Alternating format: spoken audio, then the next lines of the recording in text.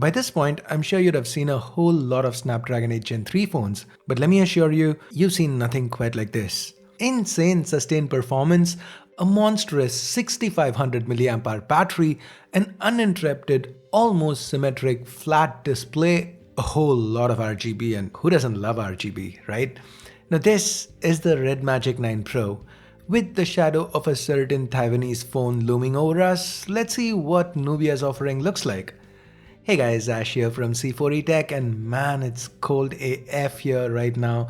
If you appreciate me braving the snow to test out that under-display selfie camera, please drop this video a like, hit subscribe. Let's first get the unboxing out of the way and see what contents are included here. The Red Magic 9 Pro's silver box looks unique. I can't recall any other brand using something similar. If you can, leave a comment. Once you open the box up, the first thing you see is this insert with the Red Magic logo and their tagline, "Win more games." This insert houses the SIM ejector tool, a quick start guide, and a hard shell case. I am totally not a fan of this case. It's plastic and it picks up scratches very quickly. It's been less than a week since I got this phone, and I've not even been using it as my primary yet, and this is how the back already looks. Now to be fair, it does cover the corners, provides a little bit of extra protection, and I see why Nubia went with this given the capacitive triggers and the intake and exhaust vents, but I'd rather they have a solid colored back case instead. Maybe they can take a page out of Asus's playbook. Alright, coming back to the box, we have this card, a USB Type-C cable, a 80-watt Type-C charger, and finally, here's the Red Magic 9 Pro. I got myself the transparent black version. Apart from this, Nubia also offers matte black and transparent white as SKU options. Now the transparent white, honestly, I think that's the best looking of the bunch. Now it seems like there is no oleophobic coating to the back here, and it's already picked up a lot of fingerprints. Definitely not a fan of that.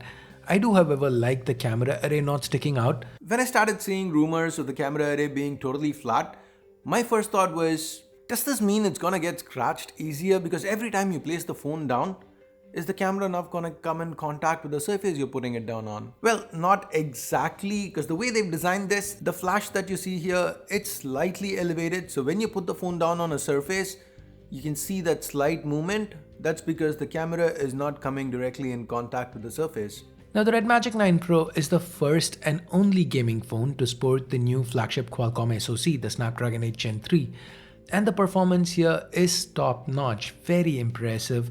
The synthetic scores are right at the top of the charts, and it's not just that.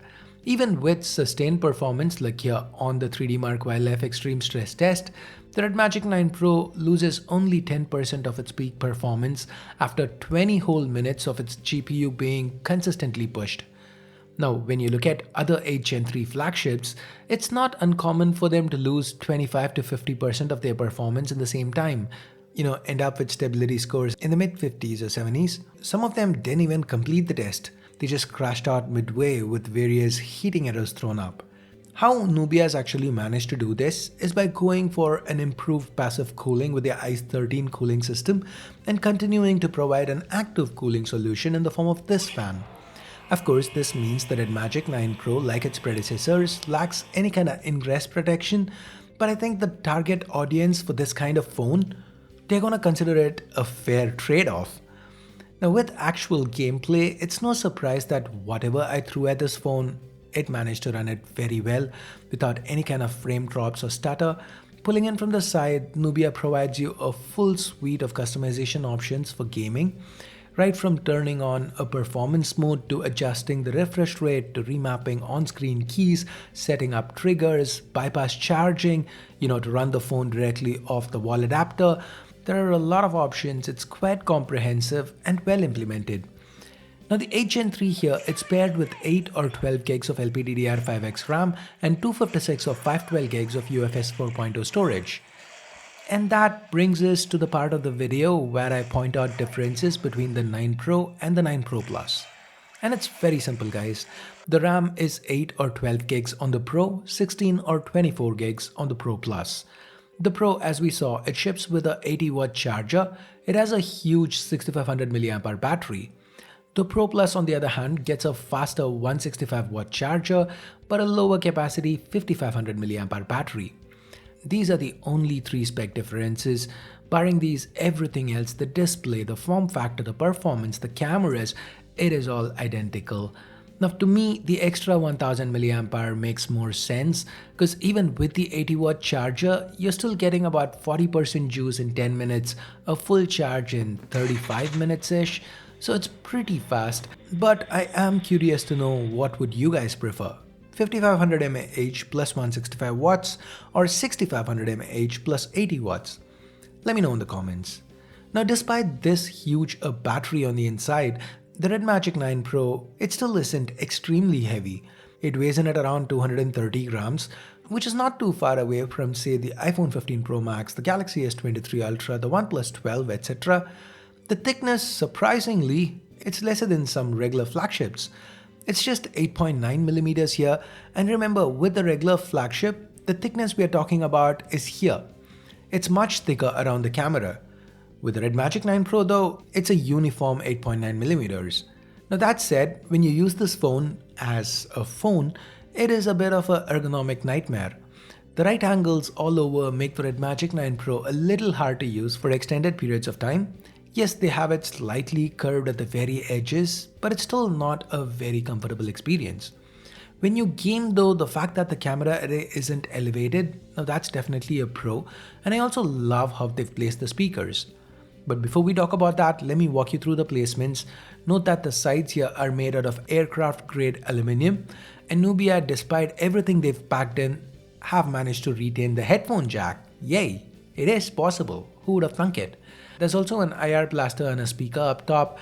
We have the intake vent to the left. The right is packed with the capacitive triggers, the exhaust vent, the volume keys, a small textured round power button, the game space toggle, and a microphone.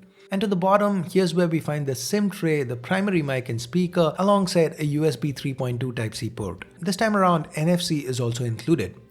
Now if you noticed, the speakers are asymmetrical. Now this seems to be a conscious design choice to ensure no matter how you hold this phone when gaming, at least one of the speakers is not muffled. And here's how they sound. Let me know what you think.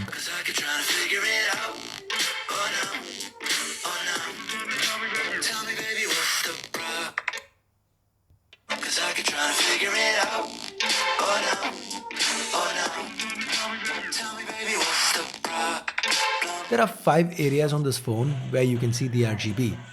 The first 2 are for the fan and the exhaust port. The next 2 are inside the capacitive keys themselves. And finally, there's this little O9 to the back that indicates the generation of the phone. I like these little things that Nubia has done with the back. At first glance, you might think this is a triple camera array. But the third one you see here, it's actually the fan. But then again, this is a triple camera array because this right here, this is a 2 megapixel macro that shoots images like this. Honestly, pretty useless. The other 2 sensors are not bad though. They're actually quite good for a gaming phone. The primary is a 50 megapixel Samsung GN5 that's been paired with an optically stabilized f1.88 lens. Sorry about the gloomy pictures, it was snowing and the skies have been super grey all week.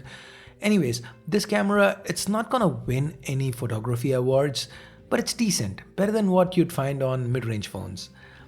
The secondary is another 50 megapixel Samsung sensor, the JN1 this time, and this is paired with a f2.2 ultra-wide. Surprisingly, Nubia has matched the colors quite nicely.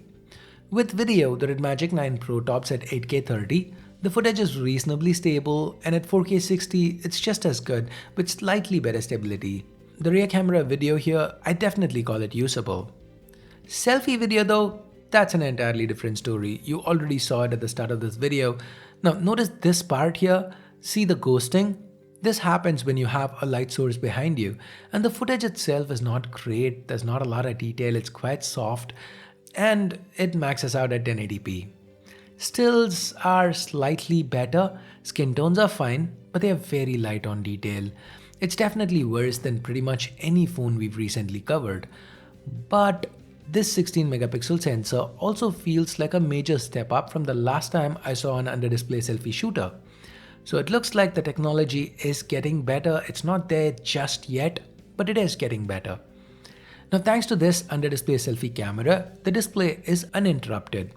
The patch covering the camera is almost unnoticeable. You can only see it if the screen is totally white, and even then only if you look at the screen at extreme angles and you happen to know what exactly you're looking for. Now the panel here, it's a 6.8-inch OLED from BOE. The resolution is Full HD+, refresh rate 120Hz.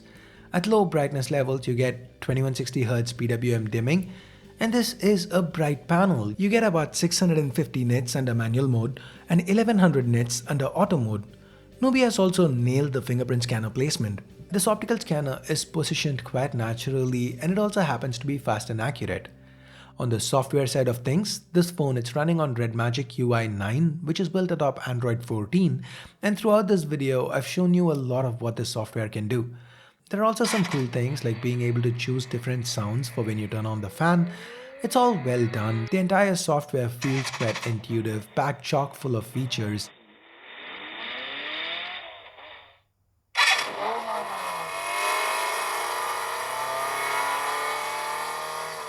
And the user experience as a result of this combination of software and hardware, I'd call it very enjoyable.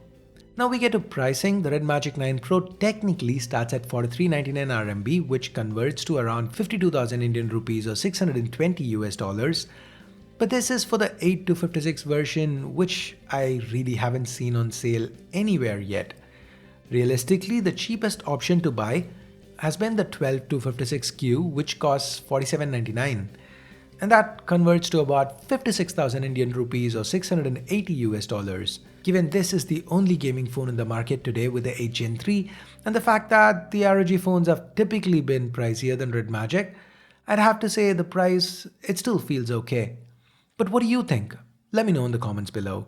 And as always, thanks for watching. Have a nice day. Bye bye.